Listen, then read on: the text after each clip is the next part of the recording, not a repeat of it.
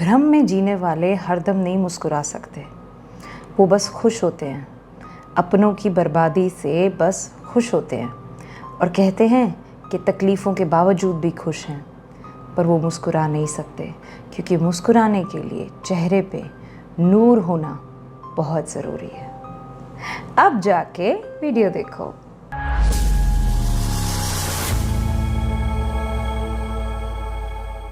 There's always a power inside to do everything. 13 to 19, an age of many phases of life, but not commitments, loneliness and sadness. वो special चीज़ जो उसको लगा कि उसके birthday पे होगी वो ये थी कि उसने खुद ही प्लान कर लिया कि लड़का उसको मिलने आए, क्योंकि उसको ये पता चल चुका था कि लड़के ने खुद से कोई एफर्ट नहीं करनी and he'll take this thing just as casually as he can. पगली की एक्सपेक्टेशंस की दाद देनी पड़ेगी। पता नहीं समझती क्या थी अपने आप को वो। उसके लिए कोई सरप्राइज प्लान होगा, कोई उसको रात को 12 बजे एकदम से उसके घर के बाहर आके हाथ में बुके लेके, चाहे कोई गिफ्ट हो ना हो, हैप्पी बर्थडे प्यार से विश करेगा, एक चॉकलेट लेके, चाहे वो 10 रुपए वाली डेयरी मिल्क ही क्यों ना हो, और कहीं बाहर लेके जाएगा, वो उतने में ही खुश हो जाएगी।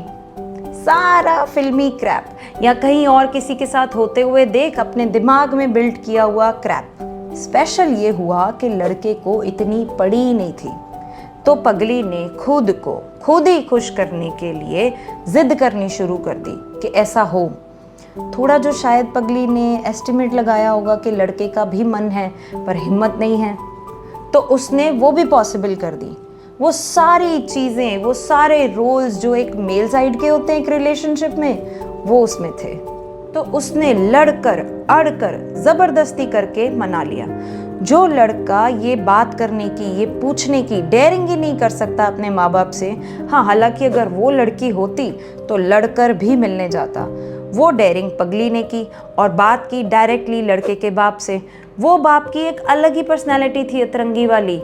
रॉब था पैसे का, नहीं सिर्फ रॉब था, जिससे सब डरते थे पगली को छोड़कर। बच्ची थी ना, बच्चे थोड़ी ना डरते हैं किसी से। ये तो हम बड़े लोग हैं जो उनके दिमाग में डर पैदा कर देते हैं, इंसानों का, भूतों का, धर्म का।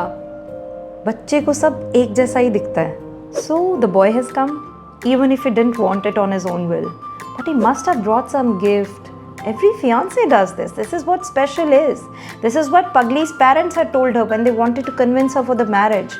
The boy is rich, the family is rich, isn't it? So there must be a mobile phone or a pair of shoes or a dress or maybe a perfume of his own choice. The gift was a gold pendant from her would-be mother-in-law. It was just a mandatory formality.